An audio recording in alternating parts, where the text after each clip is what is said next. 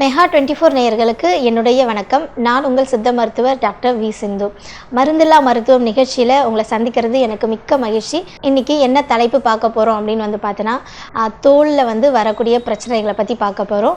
அதில் ஏற்படக்கூடிய ஒரு பிரச்சனை கரப்பான், அதாவது எக்ஸிமா அப்படின்னு சொல்லுவாங்க. நம்மளோட உடலில் ஒரு முக்கியமான வெளித்தோற்றத்தில் உள்ள ஒரு உறுப்பு தோல். அந்த தோல் அப்படிங்கிறது நம்ம எல்லாருக்குமே ரொம்பவே முக்கியமானது. நம்மளோட வெளித்தோற்றம் நமக்கு எந்த அளவுக்கு தைரியத்தை கொடுக்கும் அப்படிங்கிறது ஒவ்வொரு நோய்களாக நமக்கு தோலில் ஏற்படும் போது தான் நமக்கு தெரியும். ஸோ இந்த எக்ஸிமா அப்படிங்கிறது என்ன மாதிரி கண்டிஷன், அது எதனால் நமக்கு ஏற்படுது, சப்போஸ் அது வந்துருச்சு அப்படின்னா அதை நம்ம என்ன மாதிரி வழிமுறைகளை பயன்படுத்தி அதை நம்ம தவிர்க்கலாம், யாருக்கெல்லாம் இந்த எக்ஸிமா வருது அப்படிங்கிறத பற்றி தான் இந்த தலைப்பில் நம்ம இன்றைக்கி பார்க்க போகிறோம். எக்ஸிமா அப்படிங்கிறது கரப்பான் அப்படின்னு சித்த மருத்துவத்தில் சொல்கிறாங்க. இந்த எக்ஸிமா எதனால் நம்மளோட ஸ்கின்ல வருது அப்படின்னு பார்த்தீங்கன்னா, அதாவது நம்ம நார்மலாக இருக்கும்போதே ஸ்கின்ல ஒரு சாதாரணமான ஒரு திமிர்ப்பு மாதிரி இருக்கும். அதாவது தொட்டு பார்த்தா ரொம்ப தோல் தடிப்பான மாதிரி இருக்கும். அது தொடர்ந்து போகும்போது அதில் சின்ன சின்னதாக ஒரு குறுக்கல் மாதிரி ஆரம்பிக்கும். அதாவது அந்த குறுக்கலுக்குள்ள நீர்த்துளிகள் அப்படிங்கிற ஒன்று சேர்ந்துருக்கும். அது நம்ம தெரியாமல் நம்ம அதை சொரிதல் அந்த மாதிரி பண்ணும்பொழுது அந்த நீர்த்துளிகள் வெளியில் பரவும்பொழுது ஒவ்வொரு இடங்களாக பரவ ஆரம்பிக்கும். அது பொதுவாக பார்த்தோம் அப்படின்னா இந்த எக்ஸிமாவுக்கு இந்த மாதிரியான குறிகுணங்கள் தான் இருக்கும்.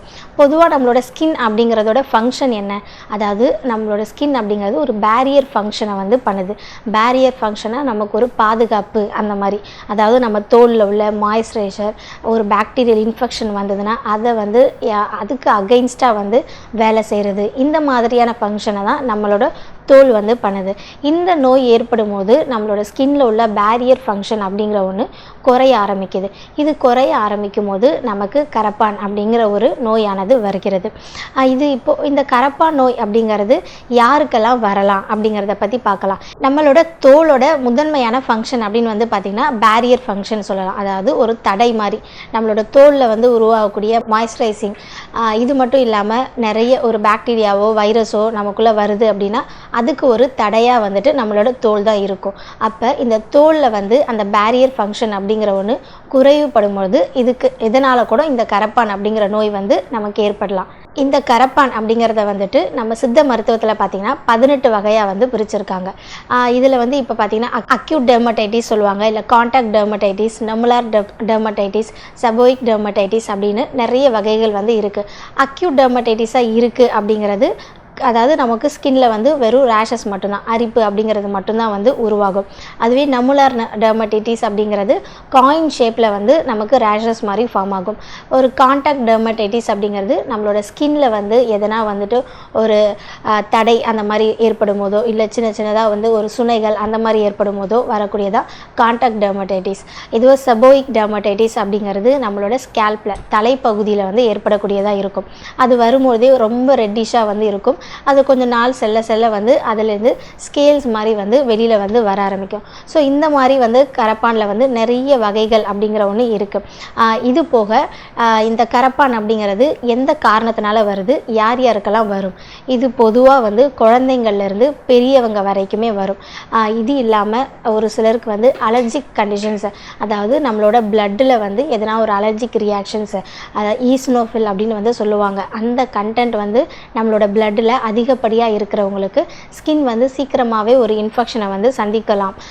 இது மட்டும் இல்லாமல் ஒரு ஆஸ்மா கண்டிஷன்ஸில் உள்ளவங்களுக்கு, இம்யூன் ரொம்ப கம்மியாக உள்ளவங்களுக்கு, இல்லைனா ஒரு சிலருக்கு என்விரான்மெண்ட்டில் சேஞ்ச் ஆகிட்டே இருக்கும், அந்த மாதிரி உள்ளவங்களுக்கு இந்த எக்ஸிமா அப்படிங்கிற ஒரு கண்டிஷன்ஸ் வரலாம்.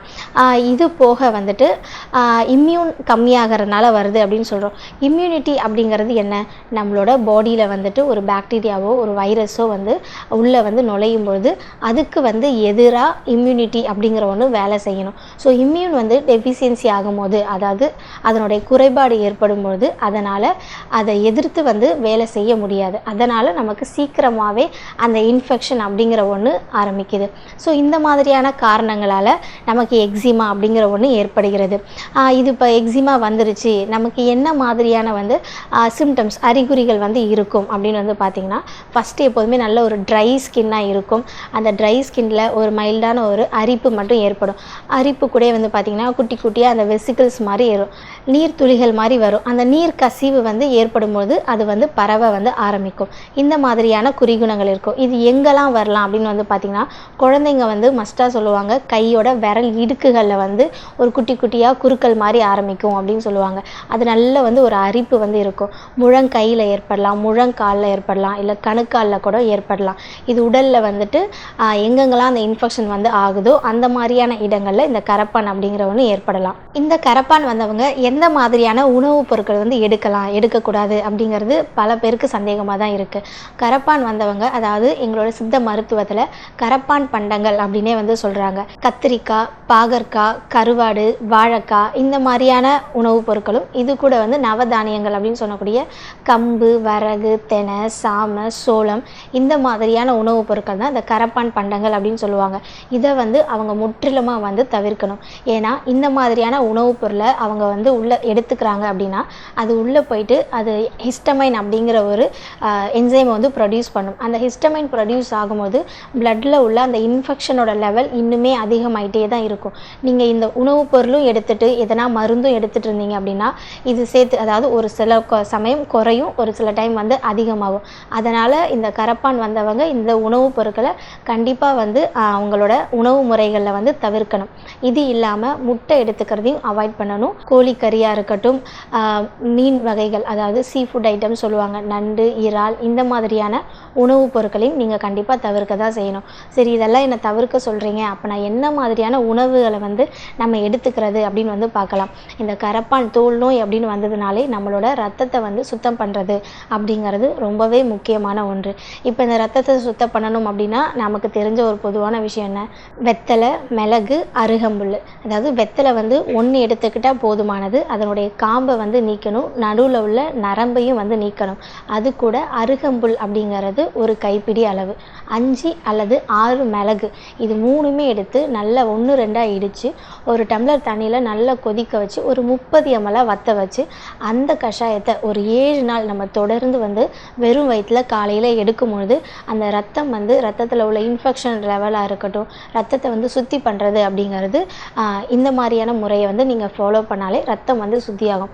இது போக இது மட்டும் எடுத்தால் போதுமா, இதுக்கு மேலே நம்ம ஏதாவது எடுக்கலாம் அப்படின்னா ஒரு 4 நாளுக்கான என்னென்ன மாதிரியான ப்ரொசீஜர் வந்து நம்ம பண்ணி நம்ம ரத்தத்தை வந்து சுத்தி பண்ணலாம் அப்படிங்கிறது சொல்கிறேன். முதல் நாள் வந்து ஒரு டம்ளர் நல்லா வந்து சுடு தண்ணியில் வந்து ஒரு சிட்டிகை அளவு மஞ்சள் மட்டுமே எடுத்து அதிகாலையில் வெறும் வயிற்றில் வந்து எடுத்துக்கலாம். இது முதல் நாள். 2வது நாள் அப்படின்னு வந்து பார்த்தீங்கன்னா ஒரு டம்ளர் அதே மாதிரி வெந்நீரில் வேப்பலை அப்படிங்கிறத வந்து ஒரு 5 நிமிஷம் மட்டும் நல்லா கொதிக்க வச்சு அந்த தண்ணியை நீங்கள் ஃபில்டர் பண்ணி 2வது நாள் போல் அதிகாலையில் வெறும் வயிற்றில் வந்து எடுத்துக்கலாம். 3வது நாள் அப்படின்னு பார்க்கும்போது, அதாவது பீட்ரூட் வந்து ஒரு சின்ன ஒரு அரைத்துண்டு, அதாவது பீட்ரூட் வந்து நம்மளோட இயற்கையாகவே ரத்தத்தை வந்து சுத்தி பண்ணக்கூடிய ஒரு பொருள், அதனுடைய தோல் மட்டும் நல்லா சீவிட்டு அது கூட வந்து ஒரு 3 இலை வந்து புதினா மட்டும் எடுத்துக்கணும். இது கூட ஒரு கிராம்பு நல்லா 1-2 இடித்து ஒரு டம்ளர் தண்ணியில் நல்லா கொதிக்க வச்சு அதை ஒரு 30 ml வற்ற வச்சு காலையில் வெறும் வயிற்றில் வந்து குடிக்கணும். இது 3வது நாளுக்கான ப்ரொசீஜர். 4வது நாள் அப்படின்னு வந்து பார்க்கும்போது ஒரு டம்ளர் சுடு தண்ணியில் 2 ஸ்பூன் வந்து எலுமிச்சப்பழ சாறு அது மட்டுமே எடுத்தாலே போதுமானது. இந்த 4 நாள் வந்து இதை நீங்கள் ரொட்டீனாக ஃபாலோ பண்ணிங்க அப்படின்னாலே உங்களோட ரத்தத்தை வந்து நம்ம சுத்தி பண்ணுறதுக்காக இருக்கட்டும், இதுக்கு அப்புறம் வரக்கூடிய தோல் நோய்கள் அப்படிங்கிற ஒன்றை வந்து நம்ம ஈஸியாக வந்து தடுக்கலாம். இது போக நான் என்னெல்லாம் வந்து தேய்ச்சி வந்து குளிக்கலாம், எக்ஸ்டர்னலாக வெளிப்பிரயோகமாக நான் வந்து என்ன யூஸ் பண்ணலாம். நிறைய பேஷண்ட்ஸ் வந்து அவங்களே வந்து சொல்லுவாங்க, நான் இது எடுத்துக்கிட்டேன், இது எடுக்கலாமா இல்லை தவறா அப்படின்னு கூட கேட்பாங்க. அதுக்கு நம்ம வெளிப்பிரயோகமாக எடுக்கணும் அப்படின்னாலே ஆவாரம் பூ அப்படிங்கிறது ஒரு 100 கிராம் அந்த மாதிரி எடுத்துக்கலாம். அது கூட ஒரு பச்சை பயிறு, அதாவது பைத்த மாவு அப்படின்னு பைத்தம் பயிறு சொல்லுவாங்க, அது ஒரு 100 கிராம். ரெண்டுமே நல்லா உலர்த்திட்டு நல்லா அரைச்சி ஒரு கண்டெய்னரில் போட்டு வச்சுக்கலாம். இதை வந்து நீங்கள் குளியல் பொடியாக கூட பயன்படுத்திக்கலாம். இது போக வந்துட்டு நம்ம குளிக்கக்கூடிய அந்த கொதி நீரில், அதாவது வெந்நீரில் வந்து வேப்ப இலைகள் வந்து ஒரு 10 அல்லது 15 போட்டு நல்லா கொதிக்க வச்சு அதை வந்து நம்ம குளிக்கிறதுக்கு வந்து பயன்படுத்தலாம். ஏன்னா வேப்பிலை அப்படிங்கிறது நிறைய ஆன்டிவைரல் ஆக்டிவிட்டிஸ், பாக்டீரியா, அதுக்கப்புறம் இன்ஃப்ளமேஷன்ஸ் எல்லாமே குறைக்கக்கூடியது. ஸோ இந்த மாதிரி வந்து நீங்கள் குளிக்கிறதுக்கு வந்து யூஸ் பண்ணலாம். இது போக ரொம்ப அந்த இடம் வந்து நமச்சல், அதாவது அரிப்புங்கிறது ரொம்ப அதிகமாக இருக்குது, என்னால் தாங்கவே முடியல அப்படின்னு சொல்லுவாங்க. அந்த மாதிரி உள்ளவங்க அருகம்புல் மட்டும் ஒரு கைப்பிடி அளவு எடுத்து அதை மஞ்சளோட சேர்த்து, கஸ்தூரி மஞ்சளோட சேர்த்து நல்லா அரைச்சி வச்சுக்கோங்க.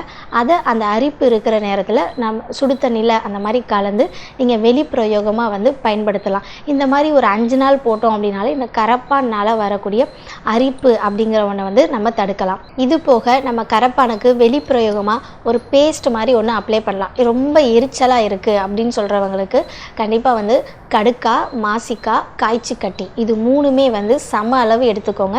சம அளவு எடுத்து அதை நல்ல பவுடர் மாதிரி பண்ணிவிட்டு பசு வெண்ணெயில் வந்து ஒரு 1/2 கப் போல் பசு வெண்ணெய் எடுத்துக்கணும். அந்த பசு வெண்ணெயில் இந்த பவுடரை போட்டு மறுநாள் அதை முதல் நாளே வந்து நல்லா ஊற வச்சிடணும்.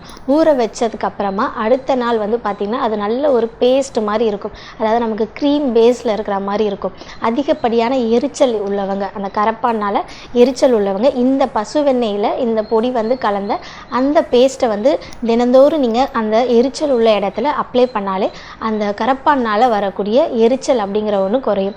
இந்த மாதிரி நம்மளோட உணவு முறைகளில் ஒவ்வொன்றா நம்ம வந்து மாற்றி கொண்டாலோ இல்லை வந்து ஒரு சேர்க்க வேண்டியதை சேர்த்து கொண்டாலோ இந்த கரப்பான் அப்படிங்கிற ஒரு பெரிய தோல் நோயிலிருந்து நம்ம எளிதான முறையில் வந்து விடுபடலாம்.